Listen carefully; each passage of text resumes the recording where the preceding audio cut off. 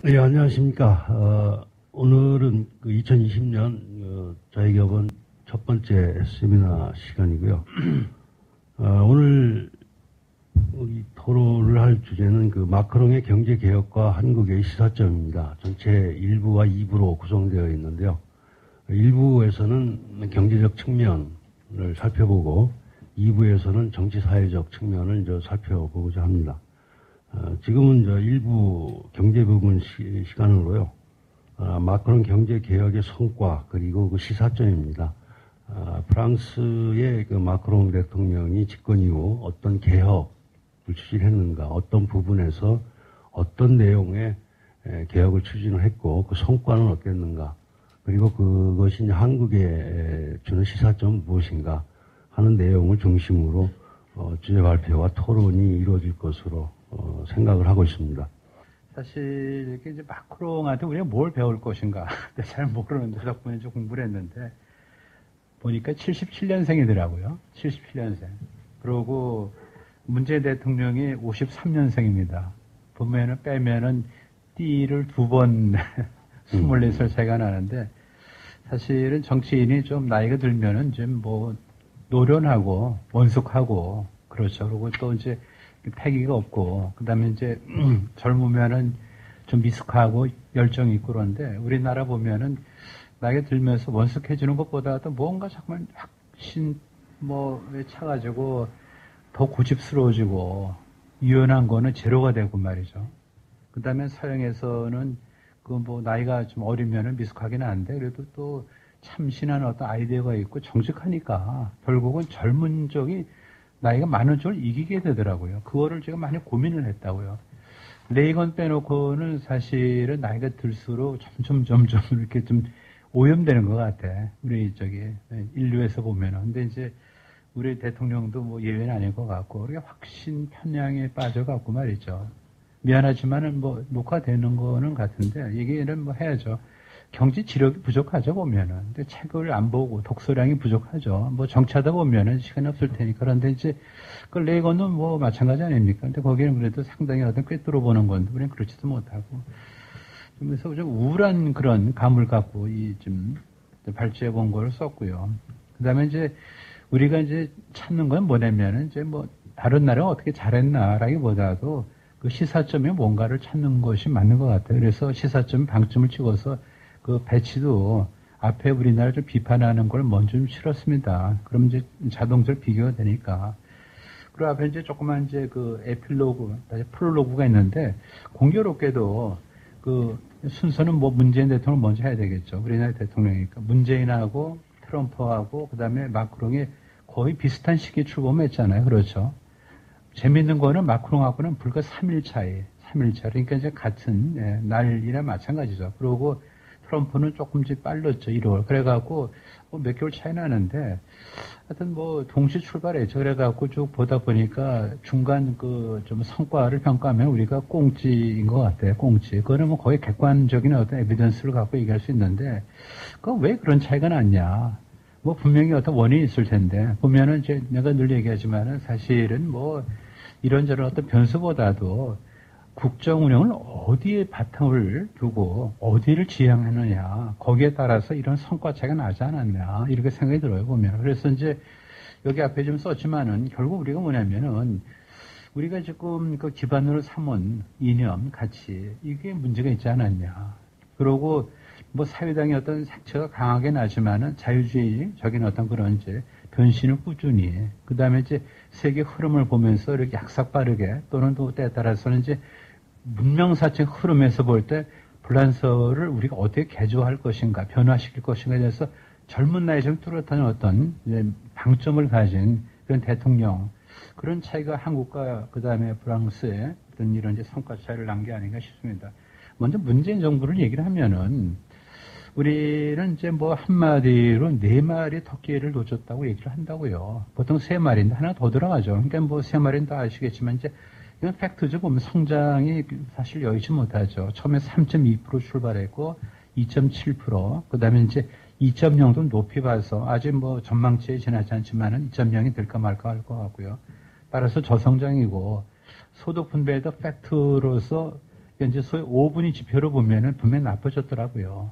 예. 그 다음에 이제 고용의 질도 좀 나빠지고, 그 다음에 또, 자꾸만 케인지안에 따라서 어떤 이제 그 지출을 늘리다 보니까 효율이 되질 않죠. 그래서 우리가 너무 미래를 착취하는 게 아닌가 싶을 정도로 자꾸만 땡겨 쓰다 보니까 적자가 되는 거죠. 그러다 보니까 국가 부채가 나빠지는 거.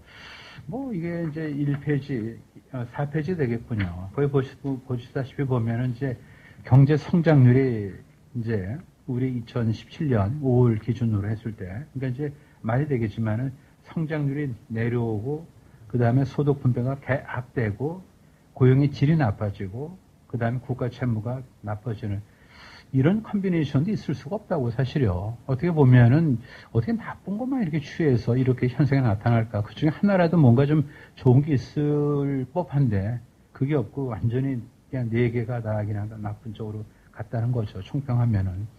그 다음에 이제 제가 이거를 요새 좀 많이 좀 써먹는데 왜 이렇게 실패를 했나 보면 이런 것 같아요. 소위 말해서 버킷리스트 이것만 있으면 되겠다. 우리 아버지가 부자였으면 좋겠다. 내가 좀 외모만 조금 잘생겼으면, 내가 머리만 좀 좋았으면 이런 식 같은 버킷리스트는 아니더라도 그럼 그런 거 있잖아요, 보면요. 그런 것이 그 사람을 이렇게 쇠몰시키고 더 타락하게 만드는 것처럼 문재인 정부가 야권일 때 그들이 진짜 채우고 싶었던 버킷리스트 1번, 2번이 바로 증세. 그 다음에 최저임금 인상이라고요. 어떻게 부유세 도입하고 싶었겠죠. 근데 착각을 해서 법인세를 갖다 무슨 부자들을 위한 세금으로 착각을 하고 그랬는데 이제 이명박 정부 때 이제 이 법인세를 낮추니까 이거는 완전히 거꾸로 돌아갔다고 생각한 거죠. 그래갖고 집권만 해봐라.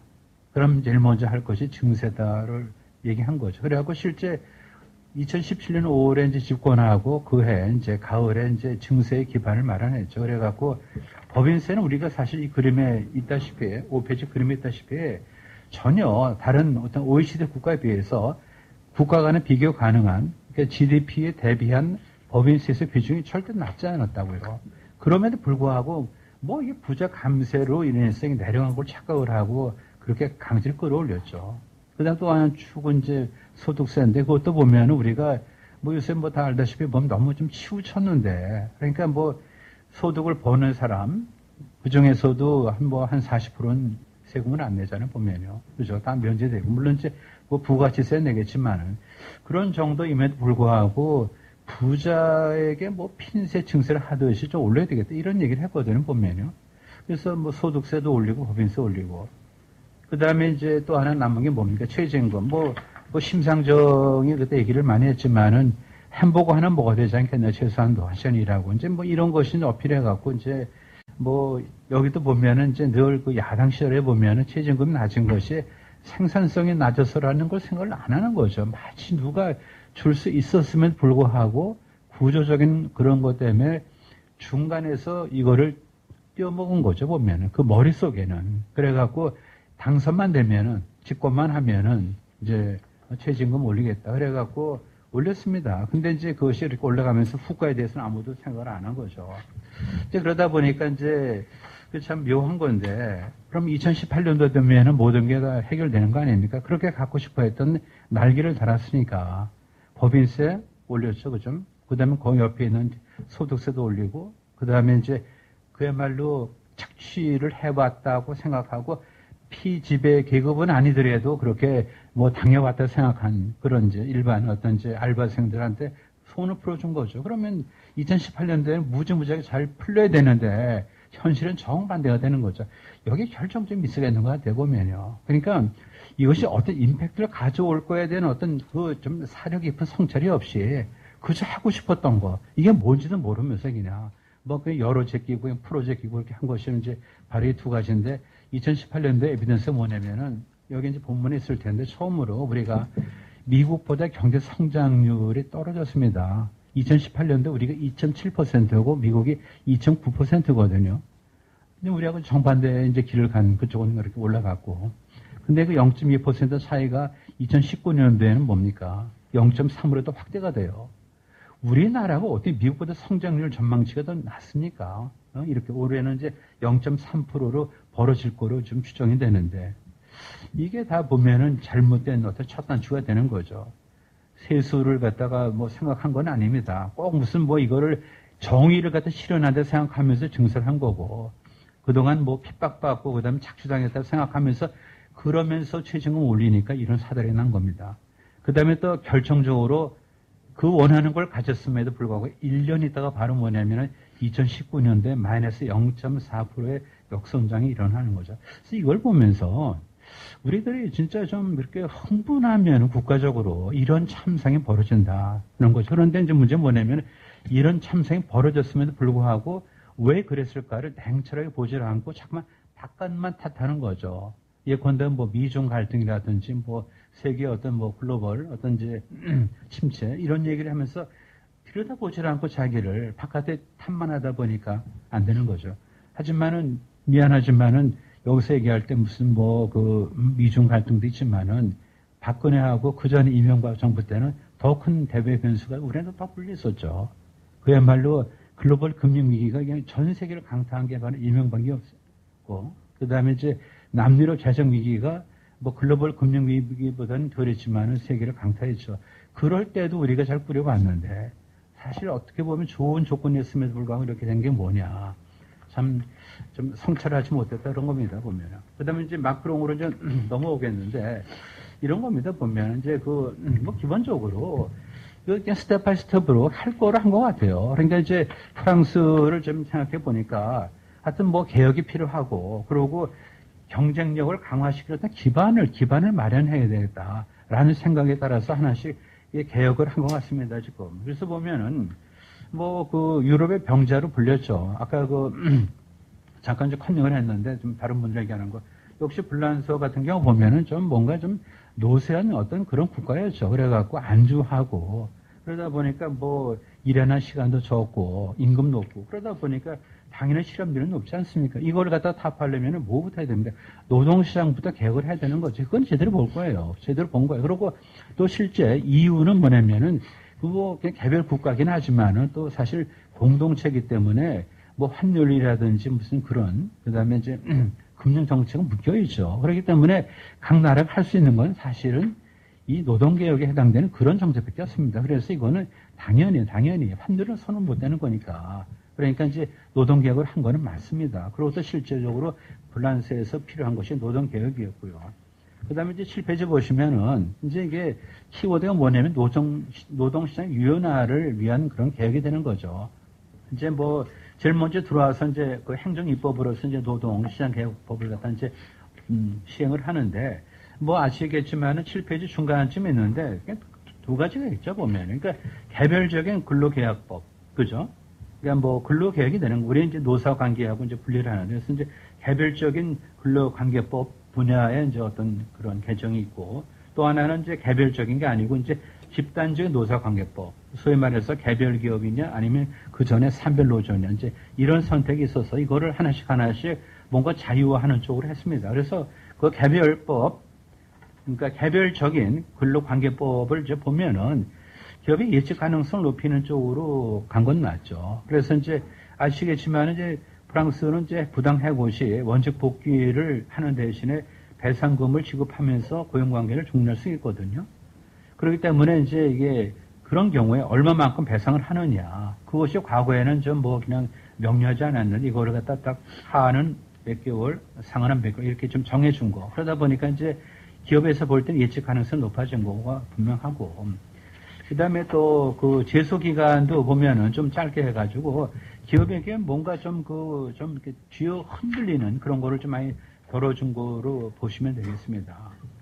그 다음에 이제 집단적인 노사관계법의 그 키워드는 뭐냐면은 기업별 교섭에 대해서 좀 많이 좀 여유를 준 거죠. 예전에는 기업이라는 거는 그냥 뭐 사실 그 산별노조의 그냥 하나의 하부 조직 뭐에 해당되는 것밖에 되지 않았는데 이거를 갖다 좀 이제 풀어준 거죠. 그래서 그 산별노조 중심의 프랑스에서 그 기업별 노동조합은 유명무실했는데 이거를 어느 정도 기업별 어떤 이제 특성 또는 어떤 이제 그 나름대로 자율에 따라서 노사의 어떤 그 관계를 협의할 수 있도록 하는 어떤 바탕을 만들어 준 거죠.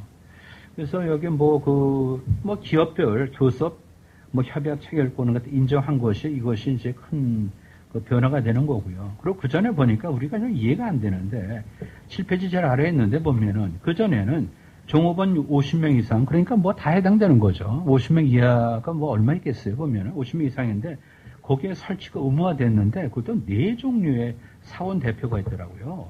그러니까 종업원 대표가 있고 기업위원회, 그다음에 건강안전위원회, 뭐 조합대표 이렇게 되다 보니 층층 시야되다 보니까 사실은 이게 굉장히 당연히 통합이 돼야 되는 건데 이것이 왜 통합이 안 됐는지 모르겠어요 보면. 그러니까 이제 뭐 그냥 노조 쪽에서 보면은 이제 특히 산별노조에서 보면 자기네들이 이렇게 풀뿌리로서 네트워킹을 하려다 보니까 이런 식으로 이제 4대 사원 대표 조직을 유지를 해왔는데 이거를 이제 통합을 한 거 이런 거 굉장히 이제 뭐 노사 간에 이제 효율을 높이는 그런 이제 계기가 됐다고 봐집니다. 그래서 이렇게 이제 노동시장 유연화를 위해서 이제 개혁을 했고요. 그래서 이제 대개 이제 사전에 뭐를 염려하냐면 우리도 많은 논쟁이 되는데 만약에 이런 식으로 기업의 자유를, 그러니까 그전에는 이제 산업에서 이제 노조가 통제를 하는 건데 그걸 다 없애고 이제 기업으로 내려갔을 때 보면은 해고가 쉬워지면은 그만큼 부당 해고가 또 늘 게 아닌가라는 기운인데 그러지 않았다는 거죠. 그러니까 우리가 겁을 먹고 못하는 것이 대부분이었는데 한번 해보니까 실제로 부작용이 있는 게 아니고 해고가 용이해지다 보니까 비용이 절약되고 그 돈 갖고 또 자기 경쟁력을 이끌어 가려면은 새로운 어떤 좀 뭐 사업을 갖다가 구상도 해야 되고 그러다 보니까 사람을 더 뽑는 거죠. 그래서 부당 해고가 늘기는커녕 상당 정도로 신규 고용이 일어났다. 그래서 마크롱 대통령 취임 이후에 한 36만 개 정도의 일자리가 늘었다 하는데 이거는 그렇게 과장된 건 아닌 것 같아요, 보면요. 그러니까 우리도 노동시장이 유연화되면은 이런 정도는 늘 수 있다고 보죠, 보면은. 우리가 불란서보다 좀 이제 규모는 좀 작지만은 그런 거고. 그 다음에 또 마크롱이 또 잘한 게 뭐냐면은 이제 노사 관계 뭐 등등도 있지만은 사실은 기본적으로 노동자 한 사람 한 사람의 그 생산성이 중요하지 않습니까? 따라서 노동자를 위한 직업훈련 강화에 뭐 힘을 썼다. 이것도 굉장히 중요한 이제 그 포인트가 되는데 실제로 보면은 뭐 그렇게 그 본문에 있다시피 보면은 그 훈련 계좌를 만들어 주는 건 좋은 것 같아요. 우리도 이런 건 조금 좀 받아들여야 될 것 같아요. 그냥 부차별로 퍼줘서 그냥 뭐 수당이니 그렇게 하지 말고 계좌를 만들어가고 공부도 좀 하게 하고 그다음 바우처를 통해서 하면 얼마든지 또 수요자의 어떤 이제 뭐 선택이 가능하니까. 그래서 이런 식으로 그러니까 노동시장을 유연화시키고 또 하나는 이제 저숙련 근로자들의 어떤 그 생산성을 위해서 직업훈련을 강화시키고 뭐 이런 거 등등이 이제 맞아 떨어진 거죠. 그럴 뿐만 아니라 세제 개혁을 통해서 자세한 얘기는 좀 그런데 세제 개혁을 통해서 재정 건전성도 추진을 같이 했다. 보통 우리가 이제 한쪽에 치우치면은 이제 뭐 그 노동시장 어떤 유연화만 신경 쓸 것 같은데 그래도 견눈질을 해서 뭐 아시겠지만 보면은 이제 불란서가 뭐 상당한 정도로 재정 적자가 쌓이지 않았습니까? 그래서 그런 것도 이제 재정 건전성을 갖다 추진하는데 근데 여기서 하나 또 뭐냐면은 돈이 부족함에도 불구하고 소위 그 사회 연대세라고 그러는 거죠. 그러니까 이제 연대세는 뭐냐면은 우리를 지금 부유세가 되는 건데 부유세를 이제 폐지하는 어떤 그런 이제 개혁도 했고 그다음에 이제 본문에 보시면은 정부 지출을 줄이겠다. 그러니까 조금 이제 정부 세입이 줄 수 있는 어떤 부유세 폐지, 그다음에 거기에 또 이제 매칭되는 공무원의 감축 계획, 그다음에 또 이제 재정 감축 이런 것이 같이 가지 않았나 이렇게 되는 거죠. 그래서 노동 개혁의 성과는 당연한 겁니다. 그거는 딱 두 가지죠 보면. 그러니까 기업 활력이 제고되는 거죠. 기업 활력 제고. 그럼 당연히 뭡니까? GDP 성장률이 좀 높아지는 거죠. 근데 이제 2019년도는 특히 독일에게 잔인한 한 해가 됐죠.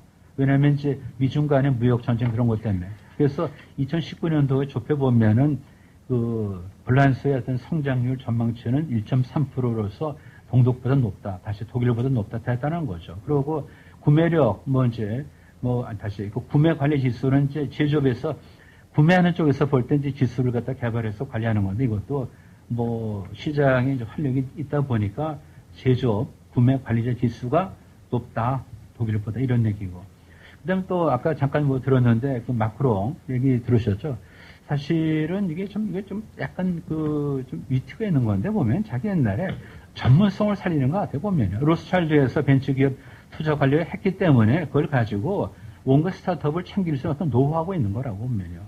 우리는 그냥 말만 혁신 성장이지 디테일이 없는데 여기 그래도 이런 컨텐츠가 있기 때문에 자기가 실제 스타트업을 챙기는 무죄 강점이라고 이게 어떤 면에서 보면은 신뢰도 가는 거죠. 정치 신뢰도. 그래서 하여튼 영국의 파이낸셜 타임스는 스타트업 열기 덕분에 프랑스가 독일을 능가할 수가 있겠다라고 얘기를 하는 거죠. 그 다음에 이제 넘어가면 노란 조끼 얘기는 저항은 다 뭐 예고된 거고 또 사실 실책도 있었죠, 보면은. 그러니까 뭐 유리수를 이렇게 같이 올릴 이유가 없었는데 이거를 뭐 정면으로 돌파한 게 뭐냐면 그럼 뭐 토론을 하자 그래갖고 설득을 했다는 거죠. 설득. 그래서 이제 노란 조끼에서 얘기는 어떤 그런지 불만사항도 많이 들어줬죠. 유류세 그거 다 다시 내리고 그다음 사람들이 원하는 뭔가를 들어서 다 좀 들어주고 한편 그러면서도 자기가 고집했던 부유세 폐지는 그대로 밀고 가는 겁니다. 이건 사실 철학이가 보면요. 예, 그리고 이제 이 지지율은 뭐냐면 결국은 뭐 노란 조끼 등등으로 인해서 떨어졌겠지만은 경제가 돌아가고 그 결과 변수로서 실업률이 낮아지고 그리고 가장 취약한 거로 인정되는 불란서 청년의 실업률이 개선되기 때문에 이 추세가 사실 떨어진 지지율을 올릴 수밖에 없는 거죠. 어떻게 보면 우리나라 같은 경우는 이제 인기에 뭐 영합을 해서 현금 살포를 해서 그렇게 하는데 여기는 그게 아니고 나름대로 그 경제에서 필요한 거를 잘 채워주고 성장률을 관리하고 결과적으로 실업률이 떨어지고 특히 청년 실업률이 떨어지면서 인기가 회복되는 이런 어떤 선순환으로 가지 않았나 그런 거고. 그 다음에 이제 마크롱 대통령 경제관인데 이거 이제 좀 흥미있게 읽었는데 특히 이제 거기 보면 이제 뭐 나올 텐데 실업자들은 자기 권리라고요. 뭐 국가가 잘못해서 실업을 생각하는 것처럼 해갖고 여기 이제 보시면은 이제 그 조경사를 일하다가 실직한 25살 청년이 이제 마크롱에게 던지는 거죠. 이력서 갖고 자기 속에서 그렇게 냈는데 답이 없다라고 이제 컴플레인 하는 거죠. 그 뭐 전형적인 어떤 이제 그런 배부른 사교에서 나오는 건데 뭐라고 얘기합니까? 기본적으로 일할 의욕이 있고 의지가 있으면 왜 안 되겠냐. 차라리 구직 방향을 바꿔라. 이거는 굉장히 쓴 얘기예요, 보면요. 그러니까 나한테 핑계대지 되지 말고 이 사회가 필요한 게 뭐가 있는가를 찾아서 네가 그쪽으로 가 있어야죠. 또 국가가 당신을 먹여 살리느냐. 우리 같은 경우는 국가가 책임지는 삶 아닙니까? 근데 그게 아니죠. 미스매치를 갖다가 그거를 푸는 건 일차적으로 본인이라고요, 보면요. 지금 조경업자가 예를 들어서 지금 사람이 필요하지 않으면은 이력서를 낸다고 되는 건 아니잖아요, 보면요. 따라서 이력서를 내면 그것이 부정이 되는 겁니까? 그건 아니에요. 난 이력서를 냈으면 나 할 거 다 했다고 얘기하면 안 되는 거죠. 그걸 꾸짖은 거라고 보면은 차라리 좀 전업을 해봐라. 이거 보면 우리나라 아마 문재인 대통령이 이런 질문 받았으면 어떤 내가 뒤에 썼는데 뭐 기록에 남기기 싫어갖고 이제 메꾸지는 않았지만 어떤 내렸겠어 보면요. 미안하다. 국가가 책임을 갖다 못해서 말이지 뭐 국민의 삶을 책임지는 국가 이런 얘기 했을 거 아니에요. 그게 아닙니다 보면요. 그게 아닙니다. 네. 그 다음에 이제 다 왔습니다. 그래서 이제 올랑도 대통령 왜 실패를 했냐. 여기도 보면은 굉장히 2016년에 무지하게 노력을 했어요. 재선이 있으니. 그래갖고 이런 것처럼 무지하게 많이 노력을 했는데 똑같아요. 노동시장 유연한데 뭔가 그걸 갖다 좀 잘게 쪼개서 그렇게 하지 못한 것 같아요. 급격하게 한 것 같아. 그러다 보니까 사회당 내에서도 이걸 갖다 지지하는 거, 수정안을 내는 쪽, 그 다음에 아주 반발하는 쪽, 이게 또 같이 이렇게 아울리지 못하니까 그렇게 된 겁니다. 그래서 이제 에필로그를 보면은 이제 우리가 이제 불란서하고 이제 좀 비교를 해보는데 우리 쪽에서 보면은 우리는 뭐 성장률 2.0%다. 근데 너희는 1.3밖에 안 되는 이런 얘기 할지 모르죠. 근데 이제 이것도 맥락이 다른 거죠. 우리는 내려가는 거고 불란서는 올라가는 겁니다. 보면 올라가는 거. 근데 올라가는 게 갑자기 그게 아니죠. 보면 제도하고 가치 철학 이런 것이 구비된 리더십에 의해서 올라가는 겁니다. 그다음 또 하나 우리가 봐야 될 게 여기 이제 그림에 일부러 표시를 했는데 주가 지수를 보면 미래 전망이 되잖아요. 2019년대 보면 우리나라 아주 진짜 이게 뭐 말이 안 되는 거죠. 32개 이렇게 나라는 거 20 본문에 보시면 되는데 맞아요. 20개국에서 18위에요. 이게 주가 상승률이 지금. 이건 뭡니까? 그러니까 주가가 왜 안 올라가죠? 이익이 안 나니까. 이익이 왜 안 납니까? 비용을 갖다 많이 써야 되는 거 아니에요? 보면. 그러니까 이익이 안 나고 주가가 낮으면 누가 우리에 투자를 합니까? 따라서 미래가 없는 거죠. 하지만 불란서는 뭡니까? 24.8이 팩트거든, 보면요. 어떻게 보면 이런 식으로 볼 때 기업 활력이 여기다 나타나는 거죠. 그 다음에 이제 문재인 정부가 실패할 수밖에 없었던 거는 그들 사고체계, 시장, 자유, 그리고 개인이 없어요, 보면.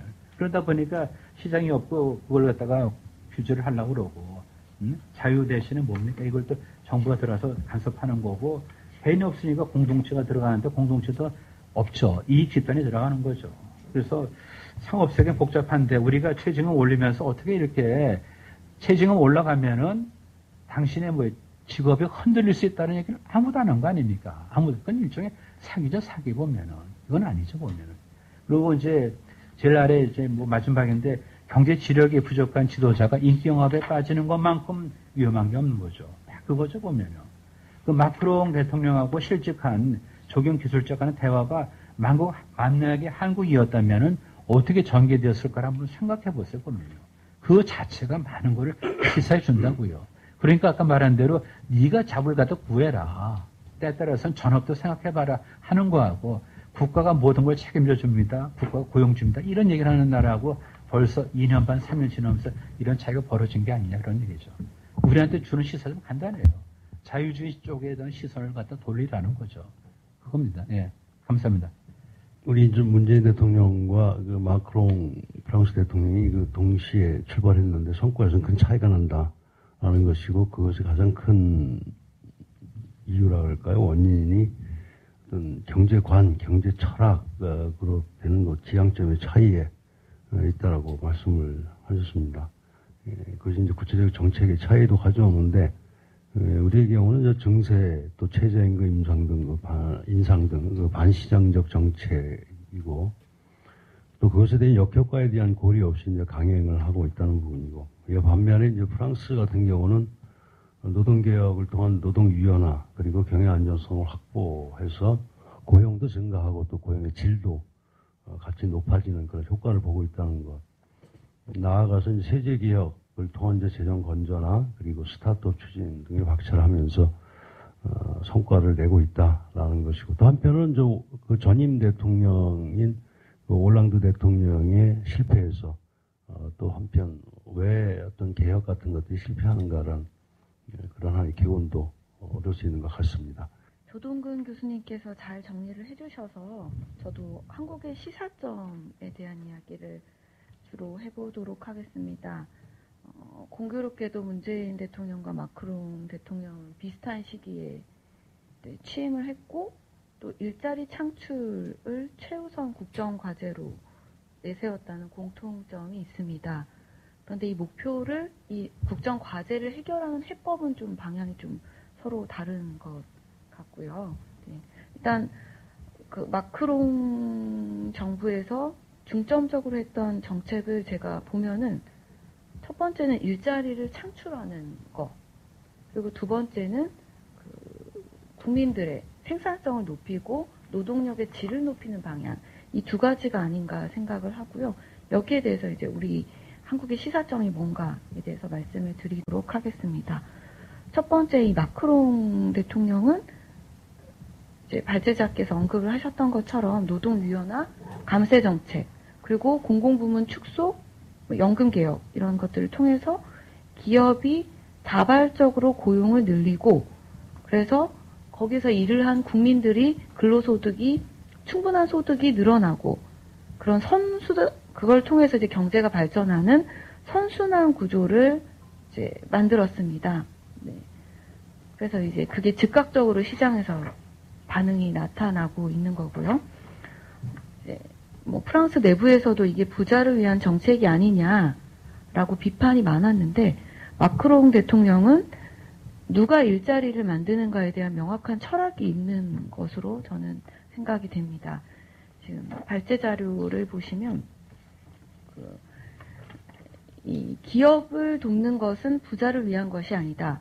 국가를 위한 것이고 기업을 지키지 않으면서 노동자를 보호할 수 있다고 생각하는 것은 오산이다.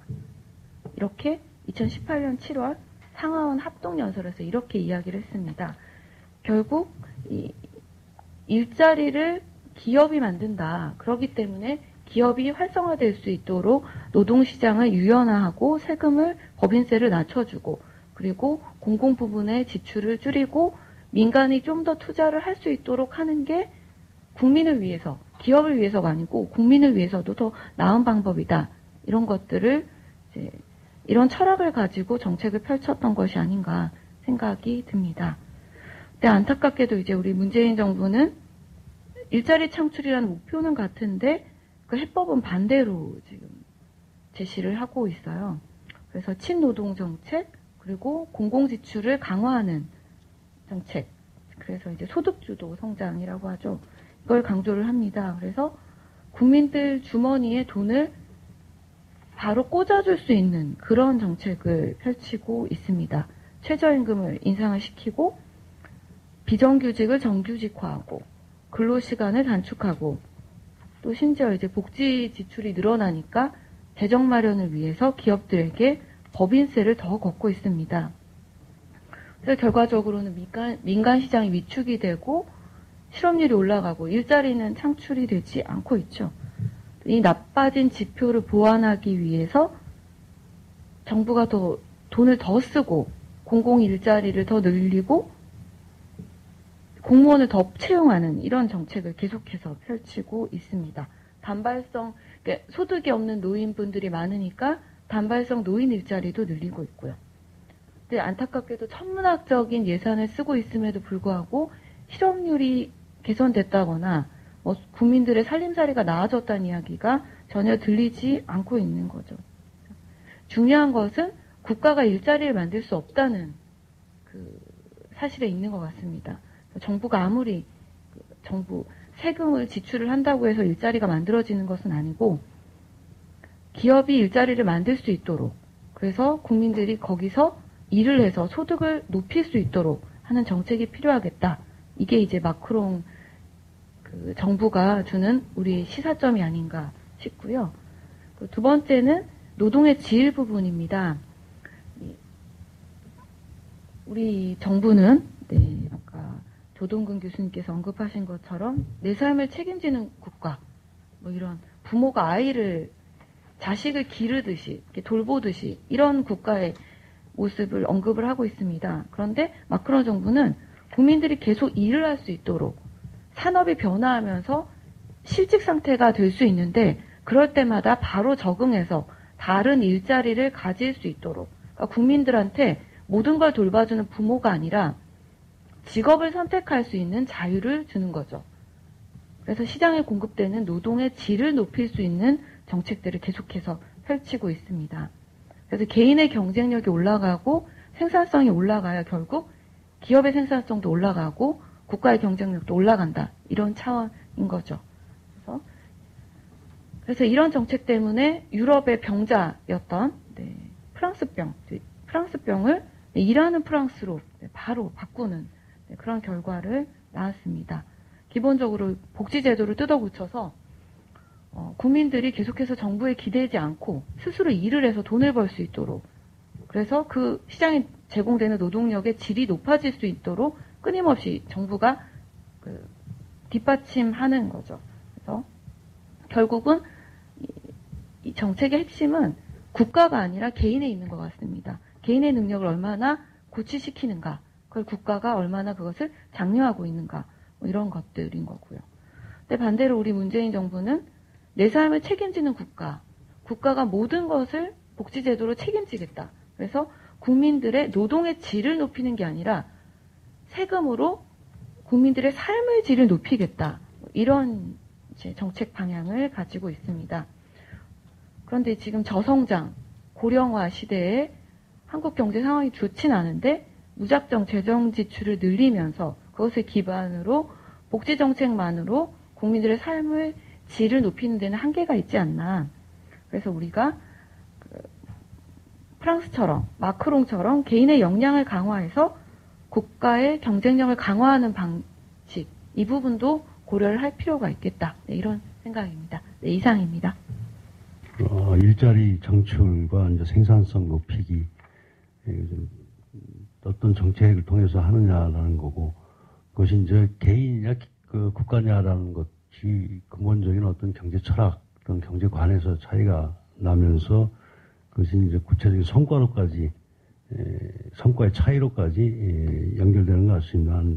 예를 들어 프랑스 같은 경우는 마크롱 대통령 같은 경우는 일자리는 기업이 만든다는 것을 천명을 할 정도로 자기 경제관을 확실하게 보여주고 있고 그래서 이제 기업 활동 활성화에 이제 주력하는 반면에 우리나라 같은 경우는 일자리는 어떻게 보면 국가가 만든다라고 정확히 얘기하지는 않지만 그런 경제관을 갖고 있는 것이 아닌가라는 생각이 들 정도로 국가가 중심적인 역할을 계속 해 나가겠다는 것을 이야기를 하고 있고 또 그런 것을 하나의 정책으로서는 최저임금 인상이라든가 그런 반시장 정책을 통해서 일자리를 만들고 소득을 늘리겠다라는 정책을 하고 있는 것 같은데 그것이 결국은 프랑스와 현재 그 대한민국의 경제에 있어서의 큰 성과에 차이가 있는 게 아닌가라는 것이고요. 다른 두 번째로는 그 노동의 질과 복지제도의 개혁입니다. 예를 들어 우리나라는 국가가 거의 모든 것을 책임지겠다라는 식으로 나오고 있는 반면에 프랑스 마크롱 대통령 같은 경우는 이제 일을 통해서 자신의 삶을 스스로 영위하도록 하는 것이 어떻게 보면 가장 좋은 복지 정책이다라는 어떤 경제관을 갖고 있지 않는가라는 것이고 그러다 보니까 노동의 질을 강화하고 그 생산성을 높이고 그것이 전체 경쟁력을 제고하는 방향으로 나아가고 있고 그것이 이제 프랑스병을 치유하는 방향으로 나아가고 있지 않느냐라는 말씀으로 이해를 했습니다. 지금 우리 마크롱 프랑스 대통령의 경제개혁의 성과를 알아보고 있고 그것이 한국의 시사점에 대해서 좀 주제 발표와 토론을 들었습니다. 저게 그 토론하고 발제하고 잘 이렇게 보완이 되는 것 같은데 뭐 같은 것도 큰 줄거리에서는 같은 방향을 보는 것 같거든요. 그래서 이제 제가 조금 미처 이렇게 좀 다루지 못한 공공부문 연금 개혁에 대해서 많이 좀 보충이 된 것 같습니다. 그래서 이게 이제 사실 괜히 역량이 중요한 게 아니고 역량이라는 건 디테일인데 그게 아니라 어떤 방향. 그러니까 지금 얘기하지만은 스톱워치하고 그죠? 그다음 나침반이 있는데 살아가면서 우리가 너무 그 스톱워치만 보다 보니까 방향에 대해서 감이 없죠. 그러니까 사실 우리가 좀 방향을 잘못 잡아서 이 고생하는 거 아닙니까 지금요. 그러니까 정부 역할을 줄이고 민간의 활력을 북돋아서 나라가 잘 살면서 그렇게 돌아가야 되는데 그게 아니고 열등생이 우등생을 이끈다고 생각하니까 모든 게 엉망이 되는 거죠. 그러니까 공공부문, 연금개혁 이런 것 그다음에 사실은 정부 지출 줄이고 하는 거 이쪽으로 간 게 마크롱이 우리는 정반대로 가고 그게 정반대로 가다 보니까 이게 성과 차이가 나는데 그 성과 차이가 뭐냐. 다른 데를 쳐다봤다. 나침반이 가리키는 방향이 달랐다는 거죠. 따라서 다시 뭔가 방향을 좀 회귀하거나 자유 좀 주의 철학에서 얘기하는 쪽으로 우리가 조금 국정 운영의 방향을 돌리지 않으면은 점점 더 우리나라는 죄송하지만 나락에 좀 늪으로 떨어진다고밖에 전망되지 않습니다. 네.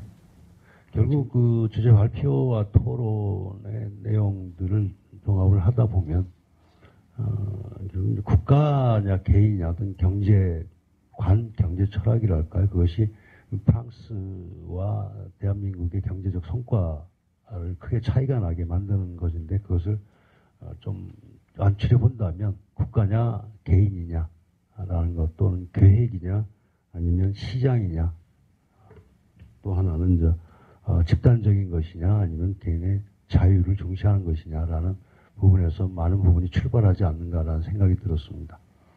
자, 이것으로 일부 경제적 측면에서 본 마크롱의 경제개혁과 한국에 주는 시사점 모두 마치도록 하겠습니다. 두 분 수고하셨습니다. 감사합니다.